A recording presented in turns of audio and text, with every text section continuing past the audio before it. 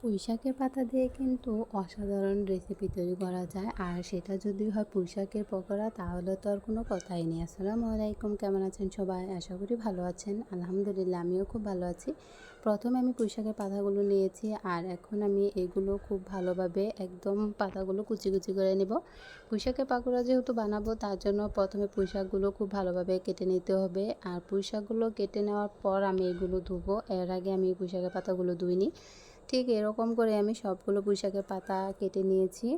এখন আমি এগুলো খুব সুন্দরভাবে ধুয়ে পরিষ্কারও করে নিয়েছি। এখন আমি এখানে চাউলের গুঁড়াটা দিব, আর এটা হচ্ছে আতপ চাউলের গুঁড়া।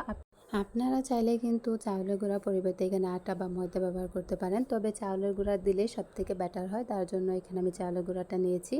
এখন আমি এখানে একে একে সব গুঁড়া মশলাগুলো দিয়ে দিলাম। প্রথমে মরিচের গুঁড়া, হলুদের গুঁড়া, ধনিয়া গুঁড়া, তারপর হচ্ছে স্বাদ অনুযায়ী লবণ, আর হচ্ছে সব বাটা মশলা এখানে আমি পেঁয়াজ বাটা, রসুন বাটা, আর হচ্ছে জিরা বাটা এগুলো দিয়ে দিব। আর এই সব মশলাগুলোই পরিমাণ মতোই দিতে হবে।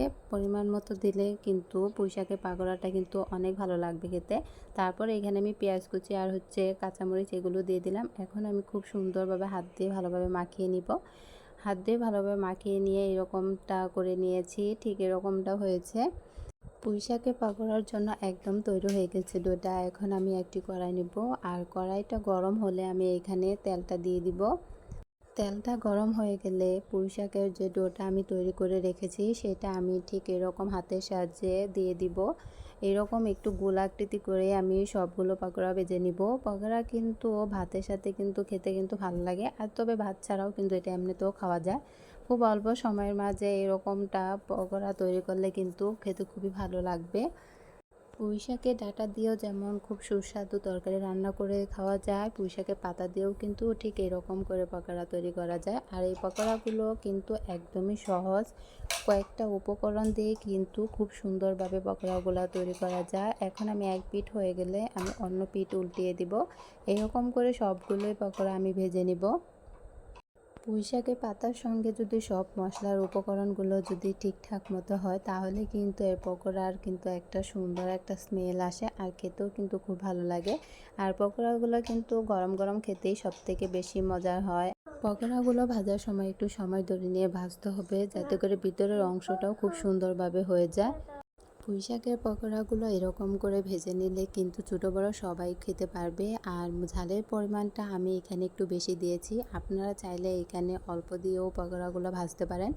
যারা ঝালের পরিমাণটা কম খান, তারা কিন্তু ঝালের পরিমাণটা কমিয়ে দিয়ে পকোড়াটা ভাজতে পারেন। আমি ঝালের পরিমাণটা একটু বেশি দিয়েছি। মরিচের গুঁড়ার পাশাপাশি আমি এখানে কাঁচামরিচ কুচি করেও দিয়েছি, তাতে করে স্বাদের মাত্রাটা আরেকটু বেশি হবে। এই জন্য এরকম করে আমি লাল করে সবগুলোই পকোড়া ভেজে নেব। পরপর আমি এরকম করে আবারও ভেজে নিচ্ছি।